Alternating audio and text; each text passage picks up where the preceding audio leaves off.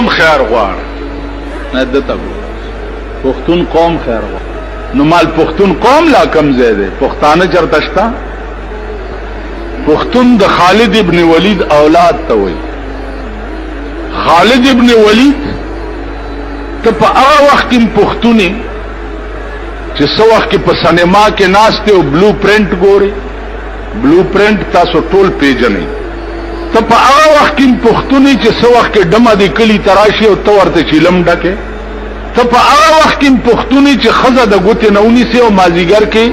صدر روډ باندې ګورا بازار کې ګرځي هغه وخت کې پښتون هغه وخت کې پښتونې چې خزه سینما له د شپې بوزي او دوړه د مخ کې نه ورته بوکینګ کړي هغه وخت کې پښتون دی ته وي پښتون دی ته وي چې د چا د خزه د ټوله دنیا تماشې کوي او په لار رواني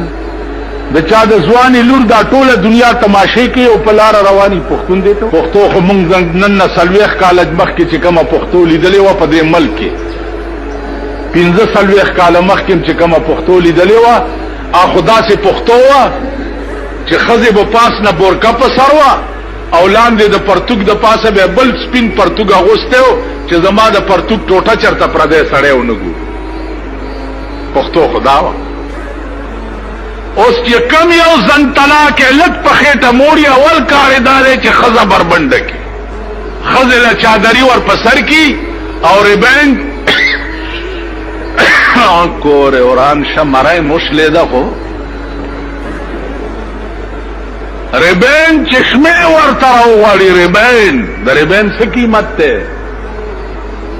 وا یونیورسيټي والا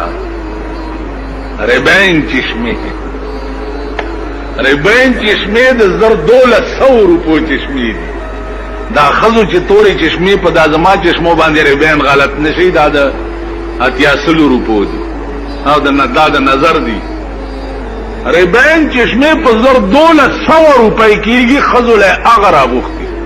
لاندې سپینی پاسې توري یعنی د سترګو کې دوه قسمه جلک کېږي کله سپینې ښکاره شي کله تو هی تخریم قرآن کا چې د پښتو نوم علی شرمېدل او بې غیرت او بې حیا پښتو ته وایي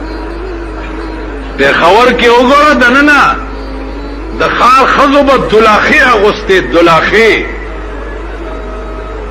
د خاریانو ته چې زه تقریر کوم چې ستاسو دلاخی څه شوي ستاسو میندو نیاګانو به دلاخی اغسطه پرتوک د پاسه بل پرتوک چې زما د پرتوک کپړه چرته پردې سړی ونګو پښتو خو هغه مونږ پښتو دا او مونږه پښتانه خالد ابن ولید پښتونو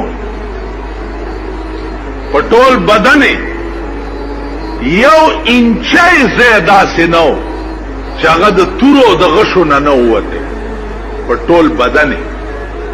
او چې مړ کېدو په کټ کې نو الله ته التجا وکړه چې خدای پټول بدن مې یو انچای زې اوسګار نشتا ټول په غشو په تورو غار غار شوه دي نو یا الله چې اوس می وجنه نو د بے غیرتۍ په مرګ می وجنه په خپل کټ کې می مړکه دا خو د بے غیرتۍ مرګ پښتون خالد ابن ولید پښتون سعد ابن ابي وقاص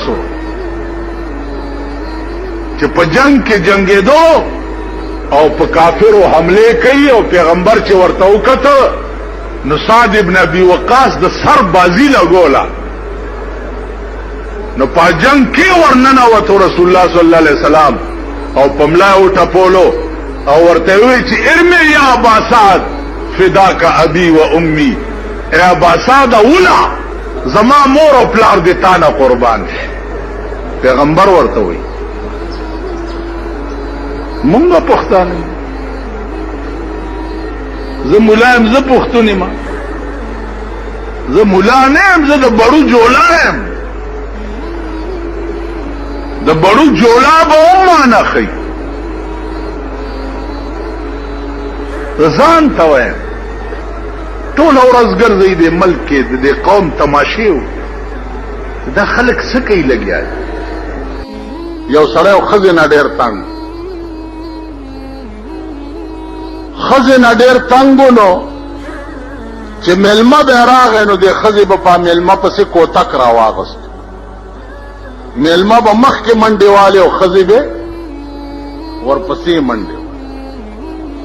یا ربه دا څه په غضب اورېدلی یو میلمه راغی د سړي ورته وی چې وروره ته خو راغی او ډېر معزز میلمه یې که ښځې ته مې اوس پته ولګېده چې میلمه راغلی دی نو بس نه به ستا ځای په دې ځای کې او نه به زما ځای بس کوتکې به وي او راپسې به رامنډي څه وکړم میلمه ورته ویل زه درته چل ښیم ښځې قمقل شی دی او داسې کې به درته دوکه ویل ورشه ښځې ته دې ووایه چې یو میلمه مې راغلی دی او ډېر لوی خان دی او ډېرې بنګلې دي او ډېر جایګیرونه یې دي ښځې که عزت دې وله وکړو غریبان یو بادشاهان بم کی ویلې ښه چې کور ته لاړه ښځه یې زمونږ غوندې قمقله وه ویل و ښځې ویل یو ډېر لوی خان راغلی دی او په اسلام آباد کې بنګلې دي او په حیات آباد کې هم بنګلې دي په صدر یونیورسټۍ کې هم بنګلې دي که عزت دې وله وکړو یو بنګله به راکړي او بادشاهان به هم کړي ښځه ورته وایي ښه اله لور ته وایي دا چرګوړی راونیسه چا ته وایي اور بل کړه چا ته وایي لږ حلوا باندې کوي اله ویل خان راغلی دی او بادشاهان کوي اله ویل بادشاهان کوي صاحب چرګوړی هم سور شو او الوام پخه شوه او چټنیانې مو شوې او پیاز هم پکې غوس راغوس شو پلانې دا پیاز میاز چې غوس کي دي ته دوی دغه وایي یعنې د خدای قمقل شیخ دی سلاد دین پیژني زه نه پیژنم دا سلاد چې دی که نه دا د معززو لفظ دی پیاز میازې چې پرې کړي دې ته سلاد وایي دا سهار چای سره چې روټۍ موټۍ خوري دې ته ناشته وایي خان باندې روټۍ موټۍ وخوړه دا ښځه ورته وایي چې او خان ډېر غریبان یو مونږ مهرباني به دې وي چې مونږ له څه ځای راکړي ویل تیار شئ دې سړي دې خان ته وایي چې دې ښځې نه زه په اور کې پروت یم چې مې ته خلاص کې نو ویل غم مه کو خلاصوم دې ته هم نن دې ته خلاصوم بسترې بسترې تړلې دي او صاحبه په خرې کډه بار کړې ده خان هم روان دی او ورسره کوروالا هم روان دی او دا ښځه هم روانه په لاره ځي ځي ځي ځي یو کوی په مخه ورغی چې کوی ورغی د خان پکې داسې وکته چې راشئ دا بله وګورئ په کوی کې الله څه باغ و بهړۍ جوړې کړي هغه باغچې او ګلونه په کوی کې وګورئ د ښځې زوی ورکو خاوند له ویل ته دا ونیسه چې زم دا کوی کې وګورم خو چې دا ورغه چې کوی ته سر ښکته کړو د خان رستو نه ټېله ورکړه غم دې شو چې لاندې لاړ سړي ته وی مبارک شه غضب نه مې خلاص کړې او زه واپس خپل کور ته ځم سړی راغی زوی ورسره دی او د شپې زوی جاړي ماشوم دی مور پسې جاړي اړکې خیال وکړو چې که دا ښځه مې غضب و که بلا وه او که هر څه وه اوس دا ماشوم مري نو سارې پړی او بوکه او لرګی واغستو چې ځم چې ښځه راوباسم چې پړی ورښکته کړی دی او لرګی پې پورې تړلی دی چې راکاږي یې او صاحبه دروند شو خیال یې وکړو چې ښځه پې لرګي کېناسته جوړ چې راکاږي راکاږي راکاږي چې پاسې راوختو په هغې کې یو بله بلا ناسته وه شیشه وه دا سړی ورته وایي غورځوم دی دا څه بلا ته خوا زما ښځه نه ویل سړي او مې نه غورځی ډېره لویه نیکي به در سره وکړم راویست سړي ورته ویلې چې ما خو ښځې پسې دا بورکه کوزه کړې وه دا ته پکې څه بلا را ویل زه بلا یم په دې کوی کې اوسېږم خو پرون یو ښځه را پرېوتې ده چې دې سپېږمو ته ترې راله نو لویه نیکي دې راسره وکړه چې دغه غم نه دې خلاصه کړم دې سړي ورته ویل چې اوس ما سره به څه نیکي کې ما سره بلا ورته وی چې زه اصل نه پیره ما زبلار شم د بادشاہ په لور بکینم او بادشاہ به وی چې زما په لور پیریان دي څوک دمګره پیدا کوي او دا لور نمی چې دا پیریان چا کوس کاغه ته په نکاح کوم بس تراشه تبو دمم په ما چوف کیو زبا ویم چې زما او بس بادشاہ به لور در نکاح کی مزه بچ بادشاہ په لور پیریان کې ناست صاحب اعلان وکړو چې کچا زما لور نه پیریان کوس ک دا لور به ور په نکاح کوم دی ورغه چې ورغه صاحب ما سره اجازه شته د پیریان ول دمه کا او چې لور ولا دم کړه جکا جوړ ځکه چې پیرای تلری وا پیرای ورته وی چې ځان نه شیخ فولاد بابا جوړ نه کیږي 50 کې نم ترازی دمه ده بس تا کارو شو بس نور رنځ دینش ویلې خج بس بادشاہ لور ور په نکاح کړو بنگله ور کړو مزه شروع د پاکستان د وزیر بنگلا وا صاحب چې وزیر صاحب ولا راضي